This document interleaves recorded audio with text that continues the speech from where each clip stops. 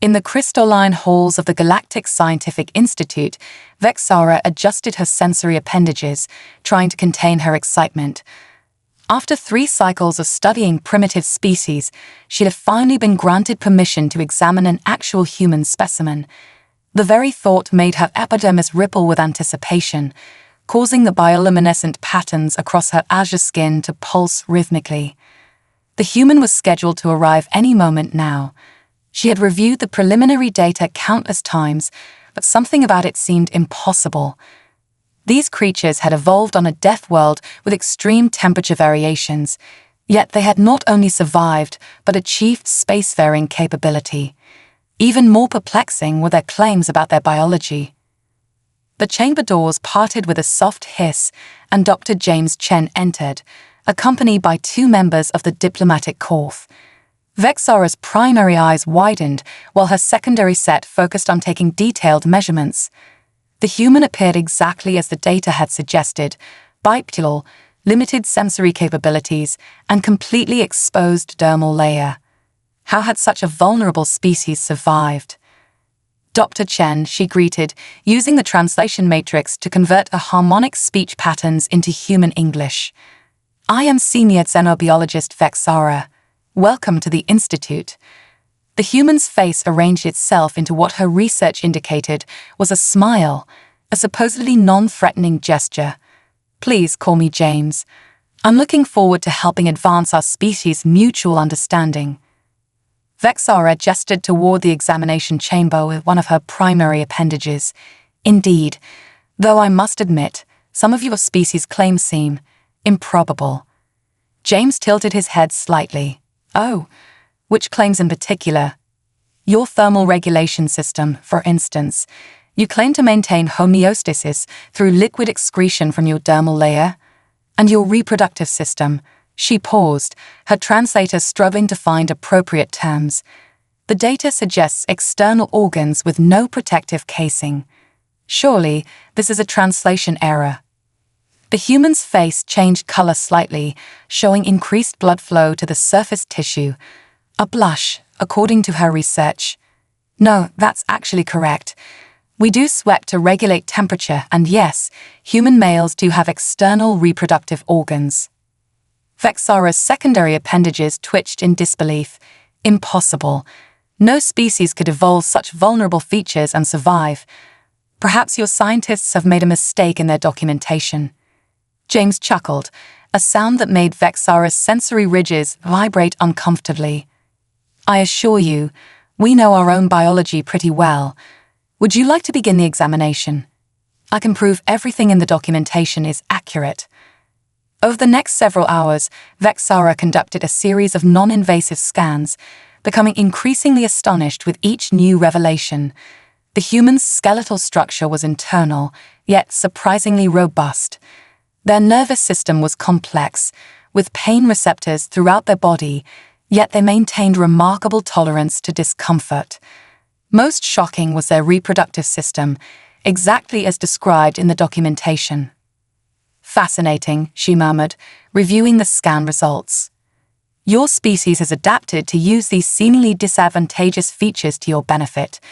The external temperature regulation actually allows for enhanced physical performance, and your reproductive system's external placement optimizes gamete production through temperature variation.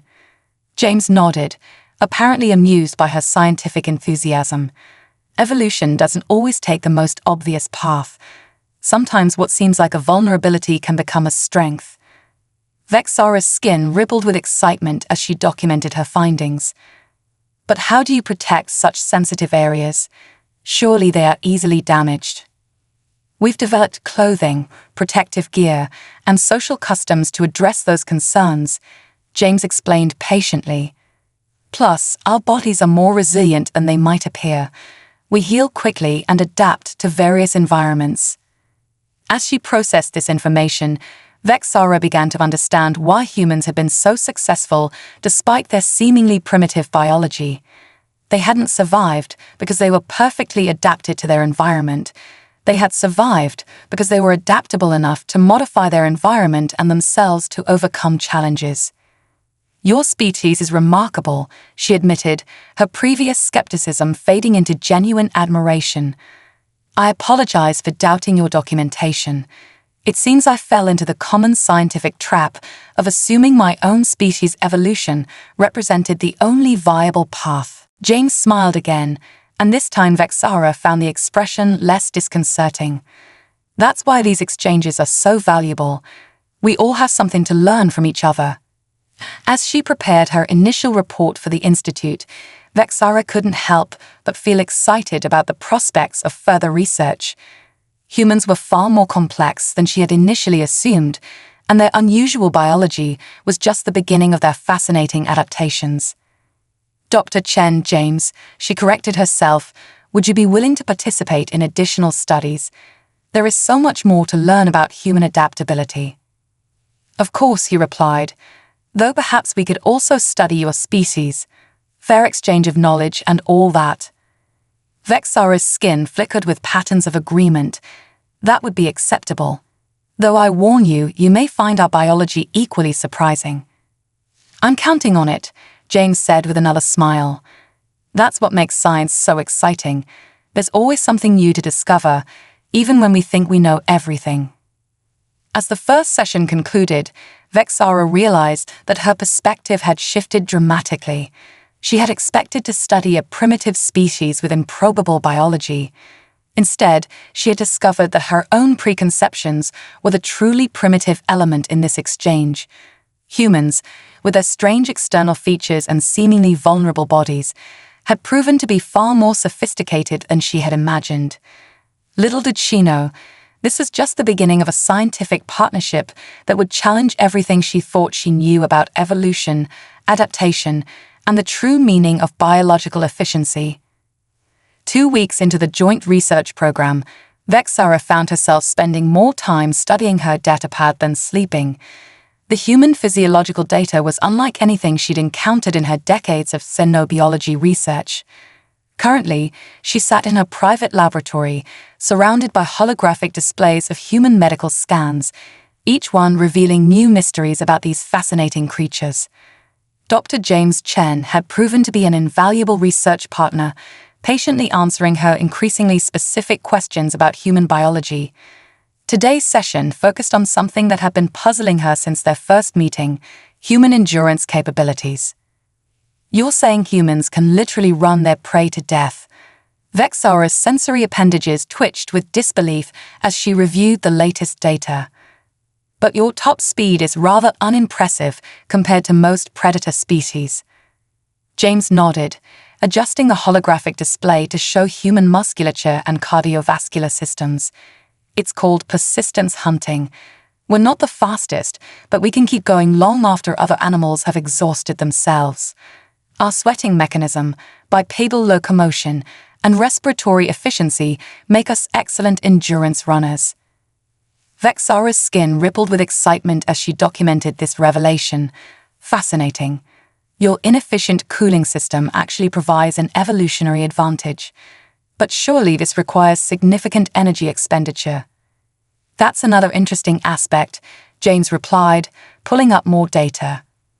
Human metabolism is remarkably efficient at energy conservation during prolonged physical activity. We can maintain a steady pace for hours, even days with proper training. As she processed this information, Vexara noticed something peculiar in the physiological readings. These stress responses, they're not just survival mechanisms. Your species appears to derive pleasure from physical exertion. James laughed, a sound Vexara had grown oddly fond of. Endorphins and adrenaline, natural chemicals our bodies produce during exercise and stressful situations. Some humans actively seek out physical challenges for recreation. Recreation. Vexara's secondary eyes blinked rapidly in confusion. You deliberately stress your bodies for entertainment. Marathon running, mountain climbing, competitive sports, they're all popular human activities. We push our limits to see what we're capable of. Vexara's skin shifted to a deeper blue, indicating intense concentration. She moved to another holographic display, this one showing human cellular structure. Perhaps this explains another anomaly I've noticed. Your cellular regeneration rates are extraordinary, especially in response to microdamage. You mean how exercise makes us stronger? James approached the display, pointing to specific areas. When we stress our muscles and bones, they adapt by becoming more robust. It's why training works. We literally rebuild ourselves stronger after each session. But this makes no evolutionary sense, Vexara exclaimed, her frustration evident in her flickering bioluminescence. Most species evolve to avoid damage, not intentionally cause it to become stronger. The energy cost alone should make this disadvantageous. James smiled that peculiar human smile again. Sometimes the best defense is the ability to adapt quickly. Humans don't just survive our environment, we challenge ourselves to overcome it. Every limitation becomes an opportunity for growth. As if to demonstrate, James rolled up his sleeve, revealing a long scar on his forearm. See this? Broke my arm climbing when I was younger. The bone actually healed stronger at the break point than it was originally. Vexara scanned the area with a handheld medical device, her primary eyes widening at the results. The density at the healing site is indeed greater than the surrounding bone. Your bodies don't just repair damage, they improve upon the original design. Exactly. We have a saying, what doesn't kill you makes you stronger. It's not just a metaphor, it's literally how our biology works. Vexara spent the next several hours conducting additional scans, each revelation leading to new questions. Human biology, which had initially seemed primitive and vulnerable, was proving to be an elegant symphony of adaptability and resilience. I think I'm beginning to understand, she said finally, organizing her findings. Your species' greatest strength isn't any single adaptation, it's your capacity for adaptation itself. You're essentially designed to become stronger through adversity. That's an interesting way to put it, James replied, helping her arrange the data. Though I wouldn't say we're designed so much as we evolve to be persistent, humans tend to be stubborn that way.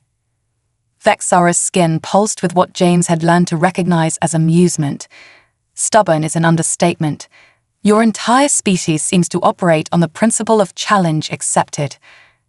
As she prepared her daily report for the Institute, Vexara found herself adding a personal notation. Human biology represents a fundamental paradigm shift in our understanding of evolutionary advantage. While most species evolve to avoid challenges through specialized adaptation, humans have evolved to overcome challenges through generalized adaptation. Their perceived vulnerabilities are, in fact, sophisticated systems designed for continuous improvement. She paused, considering her next words carefully. Furthermore, I must note that traditional xenobiological classification methods may be insufficient for studying human physiology. Their biological systems demonstrate a level of integrated functionality that defies our conventional understanding of evolutionary efficiency. Just then, her laboratory's communication system chimed with an urgent message from the Institute's High Council. As the holographic message materialized, Vexara's skin paled to a nearly colorless state, a sign of extreme concern among her species. The message was brief but alarming. Quarantine protocol initiated. Human biological data classified level Alpha. Cease all research immediately. Vexara looked at James, who was still examining the cellular regeneration data, unaware of the sudden change in their situation. She had a sinking feeling that their remarkable discoveries about human adaptability were about to be tested in ways neither of them had anticipated. The real question was, would the adaptability they'd been studying be enough to face what was coming? The quarantine order had thrown the Galactic Scientific Institute into chaos. Vexara paced in her secured laboratory, her skin shifting through various shades of distress as she reviewed the classified data that had triggered the lockdown. James sat nearby, his usually calm demeanor now tinged with concern. They're weaponizing our data, aren't they? He asked quietly, breaking the tense silence. Vexara's bioluminescent patterns flickered erratically. The Crevix Consortium accessed our preliminary findings about human regenerative capabilities. Their weapons research division has already begun developing targeted bioweapons based on human cellular structures. But why? James leaned forward, examining the encrypted data streaming across the holographic displays. Our biology isn't that different from other carbon-based life forms. That's where you're wrong, Vexara replied, pulling up comparative analyses. Your adaptive responses are unprecedented. The graphics believe that understanding human cellular regeneration could lead to devastating biological agents. Imagine weapons that don't just harm, they force the body's own adaptive responses to turn against itself. James stood, moving to study the molecular models rotating in the air before them. Our strength becomes our weakness. They want to use our own adaptability as a weapon. Precisely. The High Council's quarantine isn't just about protecting human biological data, it's about preventing an arms race. Vexara's appendages trembled slightly as she accessed another secure file. But there's more. The Kraviks aren't the only ones interested in human biology. The holographic display shifted to show intercepted communications from various species across the galaxy.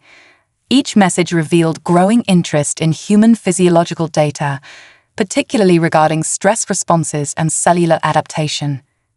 The Mayacath Collective wants to use human endurance capabilities to create enhanced labor forces, Vexara explained, her voice heavy with concern. The Zextheri Empire is particularly interested in your reproductive biology for their genetic engineering programs. Even my own species' military division has requested access to data about human pain tolerance and healing factors. James processed this information with remarkable composure, though Vexara noticed his elevated heart rate and stress indicators. So basically, everyone wants to exploit human biology for their own purposes. But why quarantine the research now? Surely they knew this could happen. Because of what we discovered yesterday. Vexara's skin paled to an almost translucent state as she accessed their most recent findings. Your cellular regeneration isn't just about physical healing. It's about evolutionary adaptation on an accelerated scale. Humans don't just heal, they optimize. Each generation of cells learns from the previous damage, creating stronger, more resilient versions. Natural selection at a cellular level, James murmured, understanding dawning in his eyes. That's why we develop immunities, why we get stronger after recovering from injuries. Exactly. In most species, adaptation happens over generations. In humans, it can happen within a single lifetime. Vexara brought up their latest scan results. Your bodies are essentially running millions of microevolutionary experiments constantly, selecting for the most successful adaptations in real time.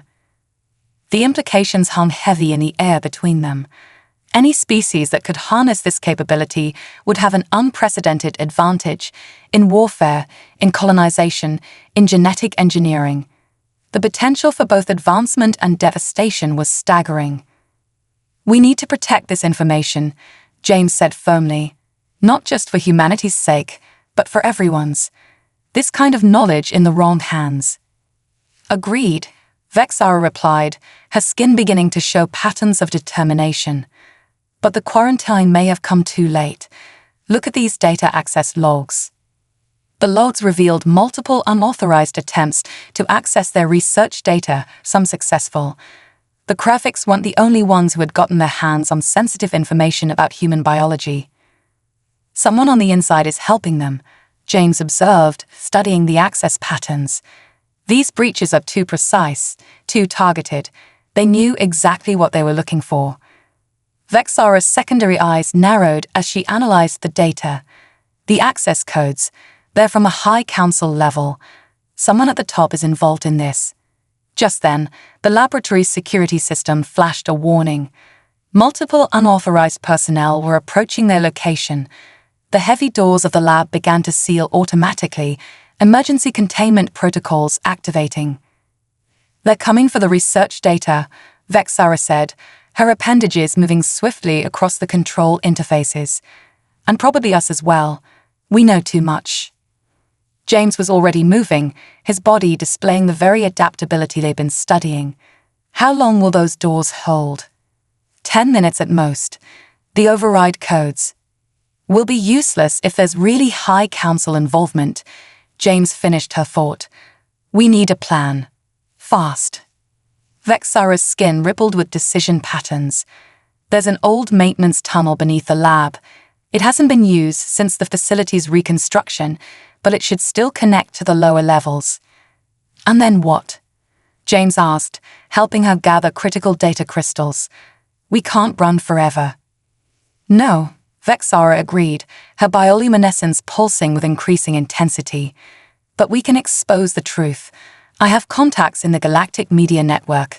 If we can prove the High Council's corruption and the planned weaponization of human biological data. The sound of cutting tools against the laboratory doors interrupted their conversation. Their time was running out. Looks like we're about to put all that human adaptability to the test, James said with a grim smile, ready to become a fugitive in the name of science. Vexara's skin displayed a pattern that James had never seen before, a complex swirl of determination, fear, and something else, something almost human. For the first time, she replied, activating the hidden tunnel controls. I think I truly understand your species' remarkable capacity for facing impossible odds. As the floor panel slid open, revealing their escape route, both scientist and subject prepared to become something else entirely, defenders of a truth too dangerous to contain, yet too important to destroy. The maintenance tunnels beneath the Galactic Scientific Institute were a maze of forgotten pathways and abandoned research chambers. Vexara's bioluminescence provided their only light as she and James navigated the darkness, the sounds of pursuit echoing from somewhere behind them. Your species' night vision is remarkably poor, Vexara observed, her scientific curiosity persisting even in crisis. How did you ever survive as a predator species? James ducked under a low-hanging pipe, following the glow of her skin. We adapted, used tools, made fire, learned to track by sound and smell. Speaking of which, he pressed against a wall, pulling Vexara with him. Someone's ahead of us. True to his assessment, voices drifted from an intersection up ahead. The universal translators caught fragments of conversation. Secure the specimens. High Council wants human biological data. Vexara's skin dimmed automatically, an evolutionary response to threat. They sealed off the main evacuation routes. My access codes won't work if the High Council is truly compromised. Then we adapt, James whispered, pulling out his personal data device. You said human cellular regeneration works through constant micro-experiments, right? Making millions of attempts until finding what works. Yes, but I fail to see how that helps our current situation. James grinned, connecting his device to a nearby maintenance panel. We're going to do the same thing with their security system. Human hackers call it a brute force attack, trying every possible combination until we find one that works. That would take years. Vexara protested, her secondary eyes tracking movement in the tunnels behind them. Not if we understand the pattern, James replied, fingers flying over the interface. Your species loves efficiency, builds everything on mathematical principles based on the golden ratio. I noticed it in the architecture, the research protocols, even your biology. Vexara's primary eyes widened. You were studying us while we studied you. Fair's fair, James said, his device beginning to emit a soft hum. Now, if I'm right about your security algorithms. The maintenance panel suddenly flickered to life, displaying a complete map of the facility's underground network. James quickly downloaded it to his device. How did you? Vexara began, but James was already moving. Human pattern recognition, he explained as they ran. We evolved to see connections, to understand predator behavior, to predict where prey would go. Modern humans just apply those skills to different problems. They reached another junction, where James consulted the map. The graphics will be expecting us to head for the surface, but there's another option. He pointed to a section of the map marked in fading text. The old xenobiology containment labs. They were abandoned after the Great Reform, but they should still have functional communication equipment. And isolation protocols, Vexara added, her skin brightening with realization. If we can get inside, their own quarantine procedures will prevent them from following. They changed direction, descending deeper into the facility's older sections. The pursuing footsteps grew fainter, but both knew it was only a matter of time before their hunters realized their strategy. As they ran, Vexara's scientific mind continued to analyze their situation. Your species' threat response is fascinating. Increased adrenaline, accelerated cognitive function, yet you maintain complex problem-solving abilities. Most species experience significant mental degradation under stress. Fight or flight isn't just about running or fighting, James replied, pausing to check their route. It's about surviving, adapting, finding solutions. Sometimes the best defense is understanding your opponent better than they understand themselves. They reached the old containment labs, their entrance sealed by decades of disuse. While James worked on the door controls, Vexara kept watch, her multiple eyes scanning every approach. The Kraviks don't understand what they're trying to weaponize, she said suddenly.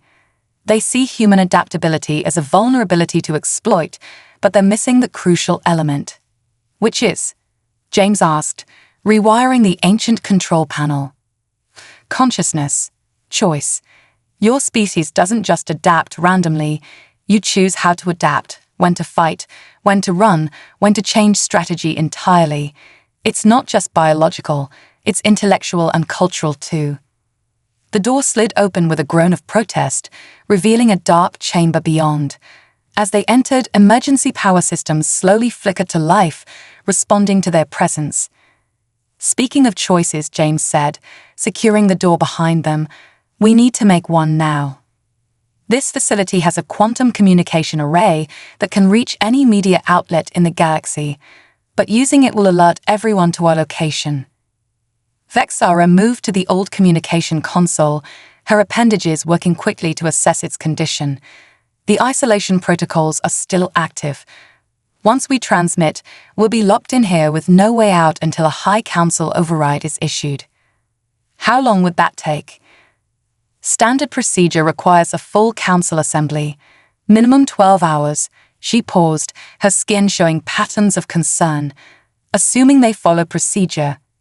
James began organizing their collected data, preparing it for transmission. They haven't so far, but 12 hours might be enough time for the truth to spread beyond their control.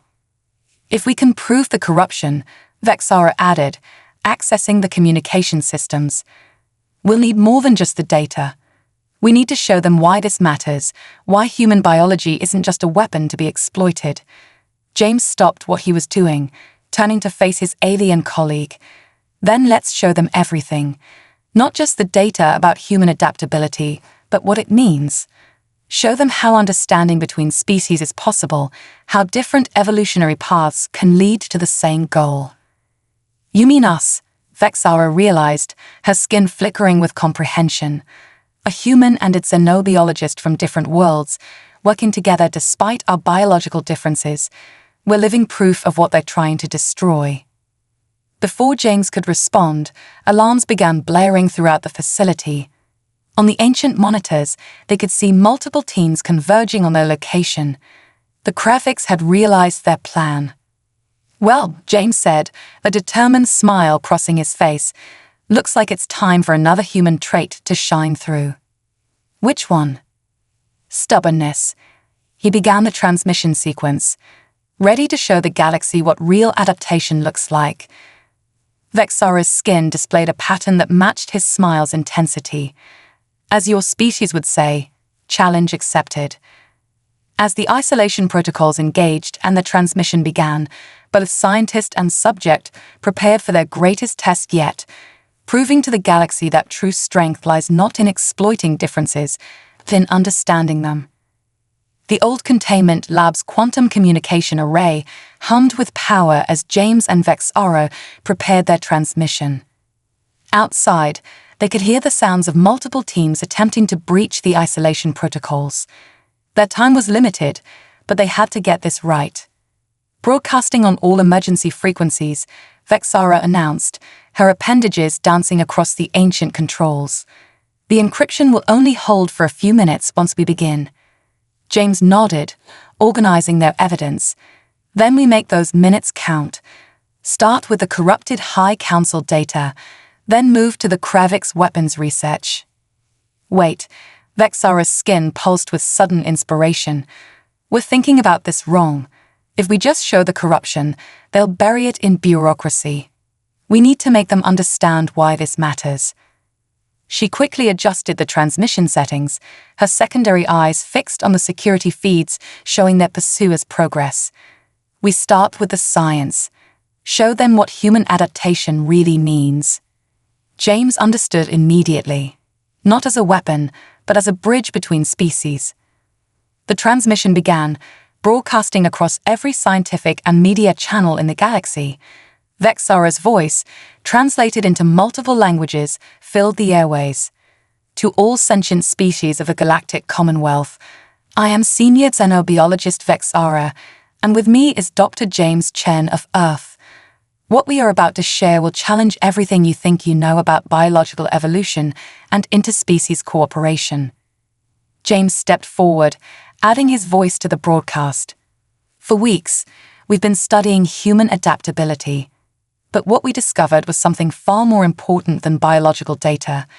We found hope for true understanding between species. They began sharing their research, not just the raw data, but the story of their discovery. Holographic displays showed human cellular regeneration alongside Vexara's own adaptive bioluminescence. The similarities in their differences became apparent, two species taking different evolutionary paths to solve similar challenges. The Kravix Consortium sees human adaptability as a weapon. Vexara continued, her skin displaying patterns of passionate intensity. The High Council seeks to control this knowledge, but they fundamentally misunderstand what makes human biology remarkable. On the screens, they showed the progression of their research, from Vexara's initial skepticism to their growing understanding. The data revealed not just human resilience, but the incredible diversity of adaptation across all species. Humanity's greatest strength isn't their ability to adapt, Vexara explained, but their ability to choose how they adapt. They don't just survive challenges, they learn from them, share that knowledge, and use it to build connections with others. Outside, the sounds of attempted breach grew louder. The isolation protocols were holding, but they could hear the frustration in their pursuers' voices. They were running out of time. James took over the transmission. What we've discovered here isn't just about human biology. It's about the potential for all species to grow, to learn, to evolve not just physically but culturally. The real threat isn't human adaptability. It's the fear of what we could become if we work together. Vexara's appendages moved swiftly, bringing up more data. Look at these cellular responses. Human adaptation doesn't happen in isolation. It responds to environment, to challenge, to cooperation with other organisms. Their entire biology is built on the principle of mutual growth. And we're not alone in this, James added. Every species in the galaxy has its own unique adaptations, its own way of solving universal challenges. Imagine what we could learn from each other if we stopped seeing these differences as weapons and started seeing them as opportunities. The security feeds showed chaos erupting throughout the facility. Other scientists, seeing the transmission, were beginning to understand. Some were actively blocking the security teams, buying them more time. The High Council tried to suppress this knowledge. Vexara continued, her skin now glowing with a fierce determination. The Kravix tried to weaponize it, but adaptation cannot be controlled or contained. It must be shared, understood, celebrated. They transmitted the evidence of corruption next, but now it carried new weight. It wasn't just about exposed wrongdoing, it was about a fundamental choice facing all species. Would they choose fear and weaponization, or understanding and cooperation? Suddenly, new voices joined their transmission. Other scientists from across the facility, then from other research centers across the galaxy, began adding their own data. Each transmission brought new evidence of unique adaptations, of species working together, of biology transcending barriers. This is what they feared, James realized, watching the cascade of information. Not human adaptability itself, but what it represents. The possibility of genuine change, of species growing beyond their limitations together. Vexara's skin displayed a pattern of pure joy as she monitored the responses flooding in. It's working. The galactic media network is amplifying our signal. The diplomatic course is calling for an emergency session. Even the military council is standing down their forces. The sounds outside their door had changed. The aggressive attempts at breach had been replaced by a different kind of commotion. Through the security feeds, they could see groups of scientists from various species confronting the security teams, demanding answers, sharing information. So what happens now? James asked, watching the revolution they had sparked unfold. Vexara's skin rippled with a complex pattern that somehow managed to convey both uncertainty and hope. Now we adapt. Together, as all species must. The isolation protocols began their automatic shutdown sequence. In 12 hours, the doors would open to a changed galaxy. But the real work, the work of understanding, of growing, of adapting together, was just beginning. One standard galactic year had passed since the events at the Galactic Scientific Institute. The old containment lab, once a place of hiding, had been transformed into the centerpiece of the new Interspecies Adaptation Research Center. Vexara stood at its entrance, her skin displaying patterns of satisfaction as she watched researchers from dozens of species collaborating in the newly renovated facility. James Chen, now the Earth representative to the reformed High Council, approached with his characteristic smile, ready for the anniversary presentation. Vexara's secondary eyes tracked the growing crowd in the main auditorium, while her primary set focused on her human colleague. The data compilation alone took 3 months. Are you sure the Council is ready for what we've discovered? They'd better be, James replied, reviewing their presentation materials. After all, they're part of the experiment now. The past year had brought changes that even their most optimistic predictions hadn't anticipated. The exposure of the corruption had indeed shaken the galactic community, but it was their scientific revelations that had truly transformed society. Inside the auditorium, representatives from every major species gathered.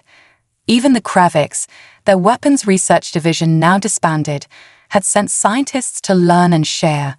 The lights dimmed as Vexara and James took the stage. 1 year ago, Vexara began, her bioluminescence pulsing with purpose. We stood in this facility as fugitives, fighting to protect knowledge that we believed could change the galaxy. Today, we stand here to share how that change has exceeded everything we imagined. The holographic displays activated, showing a year's worth of research data. But unlike their previous presentation, this wasn't just about human biology. It showed the adaptive capabilities of every species present, each bringing their unique evolutionary solutions to shared challenges. James stepped forward. We discovered that human adaptability wasn't unique, it was just more visible. Every species here has developed remarkable ways of responding to challenges.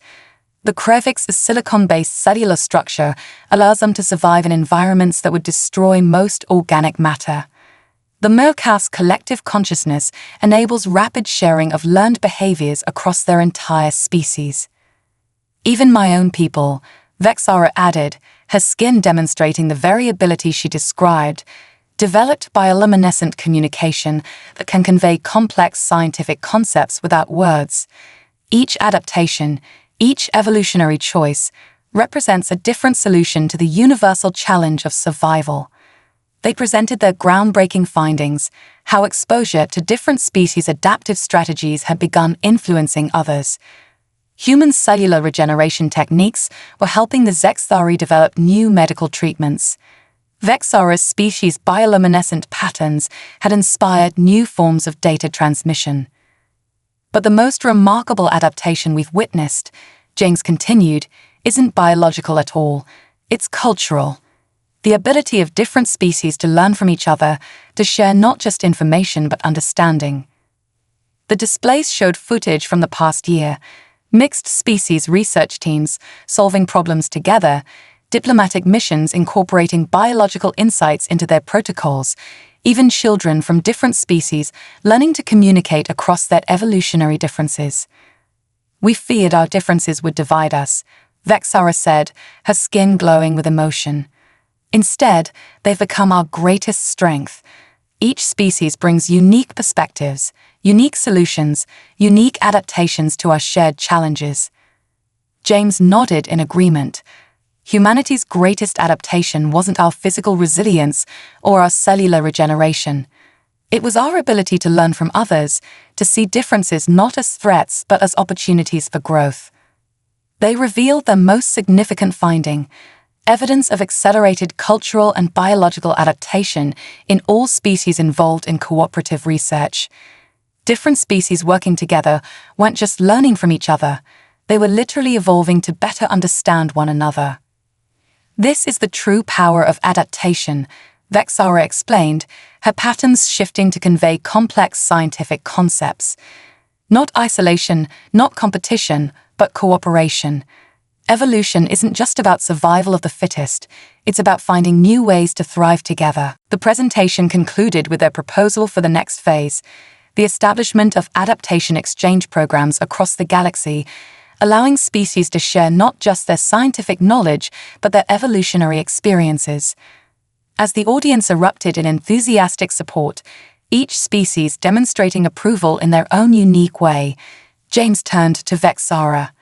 "Remember when you didn't believe humans could have external reproductive organs?" Vexara's skin flickered with amusement. "Remember when you didn't understand bioluminescent communication? Now look at us. You can read my patterns almost as well as I can read your facial expressions." "Almost," James laughed. "Though I'm still working on distinguishing between your scientifically fascinated and personally confused patterns." "Just as I'm still learning to interpret human sarcasm," she replied, her patterns shifting to what James now recognized as fondness. "But that's the point, isn't it? We keep learning, keep adapting, keep growing." As they watched the various species mingling in the auditorium, sharing ideas and experiences, they saw the living embodiment of everything they'd fought to protect. Not just biological data or scientific knowledge, but the endless potential for different species to learn from each other. "So," James asked, "ready for another year of discovering what we can become together?" Vexara's skin displayed a pattern that needed no translation, pure joy mixed with scientific curiosity. As your species would say, bring it on. In the end, the greatest discovery wasn't about human biology or alien adaptation. It was the simple truth that had started their journey. Sometimes the best way to adapt isn't to change yourself to match your environment, but to work together to create something entirely new. The universe, they had learned, was big enough for all kinds of adaptation. And as long as there were those willing to learn from each other, to grow together, to see differences as opportunities rather than threats, evolution would continue to surprise them all.